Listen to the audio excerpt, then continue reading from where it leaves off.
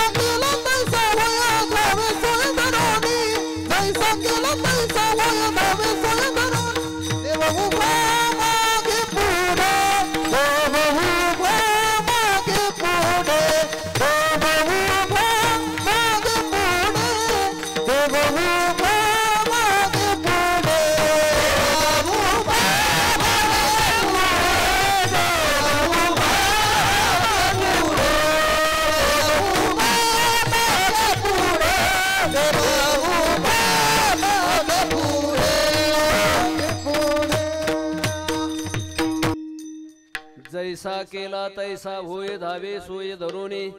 जगद्गुरु तुकोबाराय तृतीय चरणामध्ये सांगतात, आम्ही जसा त्याला हो म्हटलं ना त्याप्रमाणे वेगवेगळ्या प्रकारचे तो अवतार आमच्या करता घेतो. आमची इच्छा जाणून तसा होतो. एकदा तर स्वतःच्या पत्नी करता धावून आला बर का.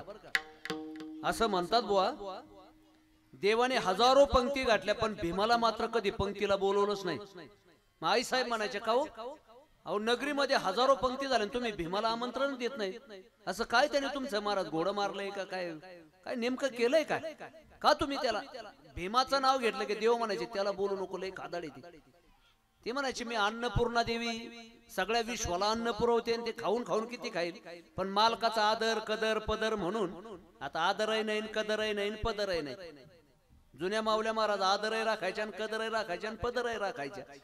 आता तर कोण काय हो ओढणी नाही गाणं नाही म्हणायचं बरं का.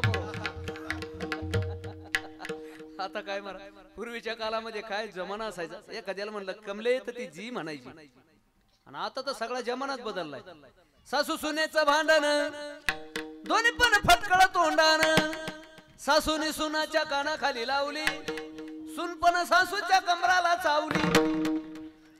पटलं बर का सगळ्या सुनाला. सगळ्या सुना हसायला लागल्या, विठाला विठाला जुन्या काळामध्ये मालक म्हणतात ना मग जाऊ द्या नाही बोलत. हा जवळजवळ महाराज 20 वर्ष होऊन गेले. आणि एकदा का महाराज माऊलीने ठरवलं ना एखादी गोष्ट करायची मग नादच खोळा नाही नाही मग खुळू खोळाच. तिने ठरवलं आज भीमाला जेवायला बोलायचं नाही बोलायचं. प्रत्येक वेळेस जर म्हणलं भीमाला का बोलवलं नाही तर मी घर सोडून निघून जाईल, मी घर सोडून निघून आज देव निघून गेले तरी चालेल पण भीमाला मात्र जीव घालायचं. नोकराच्या मार्फत पाठवलं, जा रे भीमाला आमंत्रण दे. आणि महाराज भीमाला आमंत्रण दिलं. भीम म्हणतो जरा पोट भरून खायला मिळेल का. ते म्हणले मग आता आमंत्रण दिलं का तुम्हाला उपाशी ठेवतील का, तू मध्ये तोंड घालू नको म्हटले.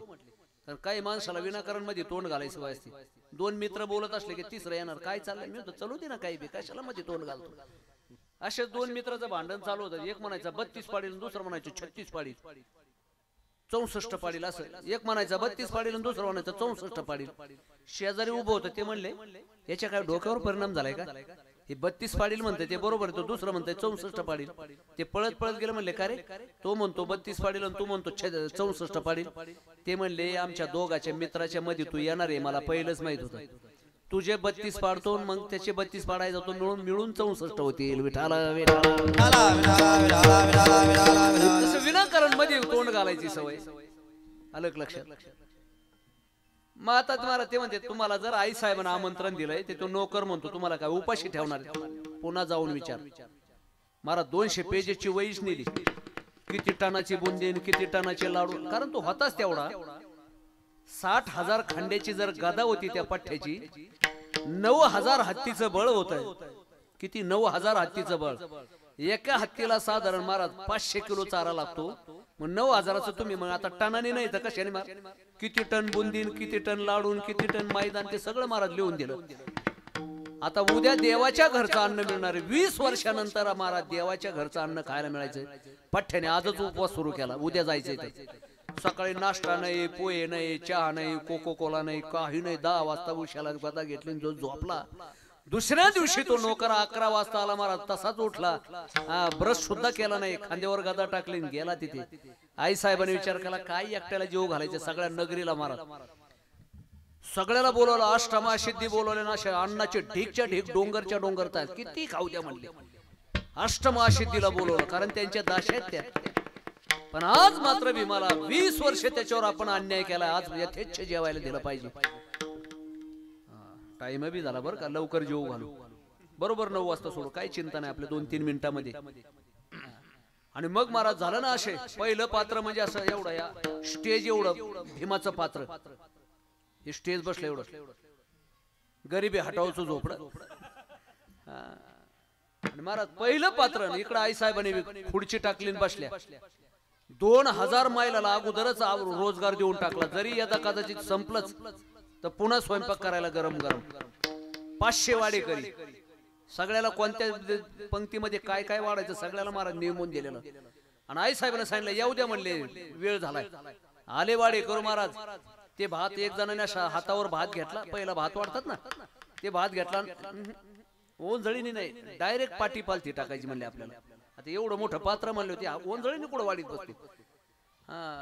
ते वरण आले की टाका त्याच्यात. चपाती आले की टाका त्याच्यात. बाणात बुंदी आली की टाका त्याच्यात. जिलेबी आली की टाका त्याच्यात. सगळ्याचा एकत्र घास करायचा आणि एका घासातच उचलून टाकायचं. अहो 500 वाडे करू घामाघूम झाले. बाकीचे म्हणायचे ओ पुढे येऊ द्या. ते म्हणे ए बेटे हो गदा पाहिली का गदा. 20 वर्ष तुम्ही जेवले मी तुम्हाला विक्षेप केला आणि आज मला आमंत्रण सांगितलं तर तुम्ही विक्षेप केला. गदा पाहिली का. एकमेकाला चिमटे घ्यायला लागले. लय आडमुठे उठणं नाकी पंगत झोडून काढले. लोक म्हणले गपची बसा. असे बटाट्यावर डोळे करून टूळ टूळ पाहायला लागले. कधी सोडताय का ना जेवायला. हे भीमाचं जेवण नाही. आम्ही राहिलो इकडे उपाशी ते तिकडे तुपाशी.